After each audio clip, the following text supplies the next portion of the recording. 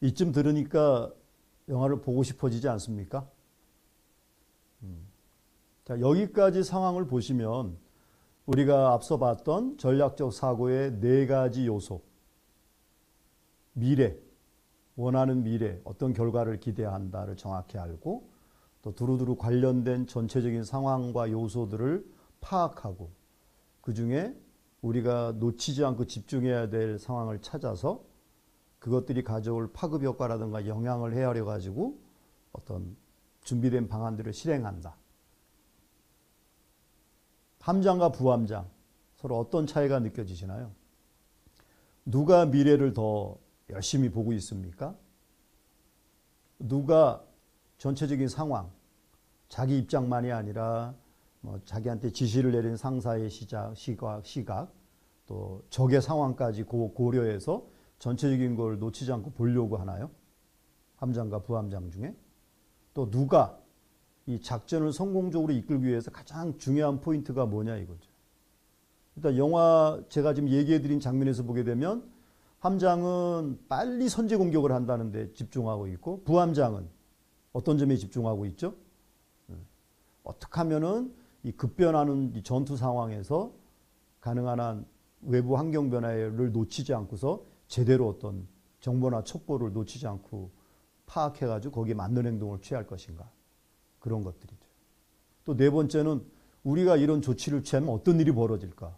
어떤 영향을 끼칠까. 이런 걸 얼마나 많이 헤아리냐는 거죠. 그래서 여러분 아시잖아요. 바둑 둘 때 고수들은 뭐 몇 수 앞을 본다잖아요. 몇 수 앞을. 함장과 부함장 중 누가 더 멀리 몇 수 앞을 보고 있느냐는 거죠. 그럼 여러분들이 뭐 이 영상을 잠시 멈추고 그런 것도 생각을 해보시고 또 함장과 부함장이 어떻게 다른지 그런 걸 찾아보시는 것도 생각해 보시는 것도 한번 이렇게 메모해 보시는 것도 의미가 있을 거라고 생각합니다. 섣불리 제 어떤 의견을 들으시는 것보다. 그래서 제가 이걸 실제 우리가 면대면 교육에서 한번 시간을 들이면 어떤 성격적인 얘기도 많이 하세요. 뭐 함장은 좀 굉장히 권위적이고 좀 독선적인 면이 강한데 부함장은 좀 민주적이고 좀 예의도 바르고 이런 것들은 영화를 보시면 느껴져요. 그런 점들이. 그래서 이런 상황이 됐을 때 과연 두 리더는 어떠세요? 제가 소개해드린 네 가지 기준에 기초 볼 때 답을 보셨나요? 큰 고민 없이 바로 느껴지시죠? 그래서 제가 한번 좀 더 의미 있게 이 두 리더들의 스타일의 차이를 여러 관점에서 한번 정리한 게 있는데 그냥 참고적으로 보시면 좋겠습니다. 결코 뭐 이게 정답이라는 건 아니고 그냥 제 관점에서 본 것들이니까 참고하시면 좋겠습니다. 핵심은 이거죠. 바로 이 오다가 만 이 전문 이걸 어떻게 바라보느냐는 거예요. 어떤 기준에서. 그래서 그러한 것에 초점을 두고 비교해 보면 자, 첫째 함장은 목표에 중심을 둔다는 거죠. 내가 여기 뭐하러 왔는가? 뭐하러 왔습니까? 아래 나와 있는 것처럼 이 상황을 복잡하지 않게 선제 공격을 가한다. 나는 발사한다. 그것만 보는 거예요. 중간에 뭐 무전이 오다 끊어지든 뭐 적 잠수함과 교전이 있든 없든 관계없이 나는 어서 핵미사일을 발사하고 여기를 뜨겠다. 이 내가 무엇하러 여기 왔는가? 이런 방편적인 데 집중하고 있다면 부함장은 내가 여기 왜 왔는가 이거죠. 그러니까 왜 핵미사일을 선제 공격하려는 거죠? 미국과 미국 국민의 안전을 지키기 위해서. 그거예요. 그게 더 보다 상위의 의미잖아요. 그래서 우리가 목표 위에 목적이 있는 거예요. 그 목표는 무엇을 하느냐? 목적은 왜 하느냐? 누가 더 수준이 높다 할까요? 차원이 높다 할까요? 누가 좀 더 고차원의 사고를 하나요? 이것만 봐도 바로 부함장입니다. 또 함장은 상황을 고정적이고 단순하게 인식해요. 그래서 아까 보셨잖아요. 이거 뭐 그런 일이 있든 없든 나는 이게 우리 잠수함이 적에게 당했다고 생각한다. 그런 추정도 하고 가정도 하고 그래요.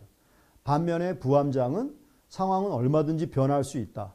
그리고 여러 가지 요소들이 우리가 예상하지 못한 식으로 반응을 해가지고 복합적으로 변해갈 수 있다는 것에 대해서 열려 있어요. 그러니까 함장은 닫혀 있고 부함장은 열려 있다.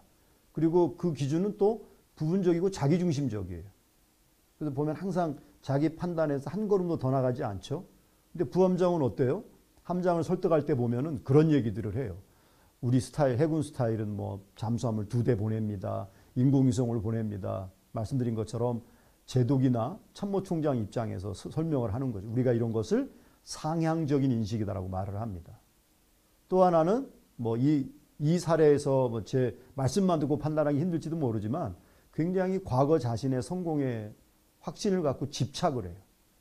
잘 아시잖아요. 왕년에 이렇다. 왕년에 나 때는 말이야 이 얘기 아니에요. 그러니까 어찌 보면 함장의 모습 속에서 우리는 오늘날 뭐 이게 기록에 남을 발언으로 적절치 않은지 모르겠지만 꼰대의 모습을 보게 됩니다. 제가 얼마 전에 들었던 꼰대의 확실한 정의를 소개해 드릴까요? 저도 듣고서 굉장히 충격적이었는데 꼰대란 이런 사람이랍니다. 입력장치는 망가지고 출력장치만 작동되는 사람. 의미가 바로 느껴지시죠? 그러니까 새로운 학습이나 어떤 변화에 대한 수용은 없이 과거 자신의 방식 스타일을 계속 쏟아낼 뿐이죠. 라떼는 말이야 이러면서. 자, 그러한 함장의 모습이 있다면 부함장은 미래 변화에 대해서 얼마든지 열려있고 받아들일 준비가 되어 있다. 또 함장은 신속한 행동. 빨리빨리 이거예요. 빨리 쏘고 이 자리를 떠난다. 가능하나 모든 명령은 어쩌면 그런 것들이 변하기 전에 해결한다는 철학을 가진지도 모르겠군요. 반면에 부함장은 배경과 영향을 고려해요. 왜 이런 지시를 내렸을까? 왜 반군은 저럴까?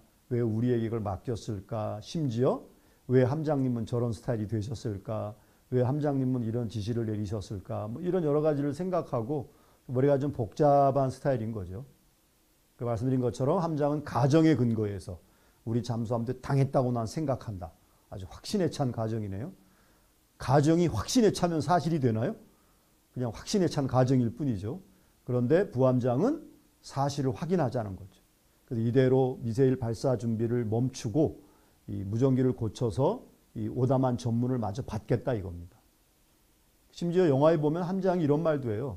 그 오다가 말았으니까 당연히 맨 마지막에 이게 그 미 해군에서 보내온 진짜 무전임을 확인하게 하는 비밀번호도 적히기 마련이거든요. 근데 그것도 없어요. 없으니까 그게 없으니까 이 무전은 무시한다는 거죠. 어쩌면 이게 소련 측에서 보는 페이크일 수 있다 그러면서 아주 철저하게 무시합니다. 그러니까 자기가 생각하지 않는, 자기 뜻과 합치되지 않는 건 받아들이지 않는 거죠. 그 요즘 우리가 많이 쓰는 말 있잖아요. 자기의 생각과 일치하는 정보만 받아들인다? 확증 편향이라는 것. 철저하게 그것에 빠져 있습니다. 근데 부함장은 그렇지 않다는 거죠. 그리고 전반적인 분위기가 함장은 권위적인 의사결정을 하고 부함장은 협력적이다. 그래서 그 부함장이 보면은 그 아까 그런 얘기 했잖아요. 애들 앞에서 쉽게 말하면 애들 앞에서 우리가 악유 같은 거 하지 말자. 그러니까 넌 내 말을 잘 따라라. 그런 얘기를 합니다. 그래서 처음에는 아주 예절을 갖춰서 조그만하게 얘기해요. 함장님 이러면서 막 얘기하는데 먼저 이제 언성을 높이니까 같이 짖지 않고 주장을 하는 거죠. 자, 전략적으로 보면 어떻습니까? 그 기준이 느껴지시죠? 그런 기준들을 우리가 잘 놓치지 않아야 이런 함정에 빠지지 않을 수 있지 않을까 하는 생각도 해봅니다.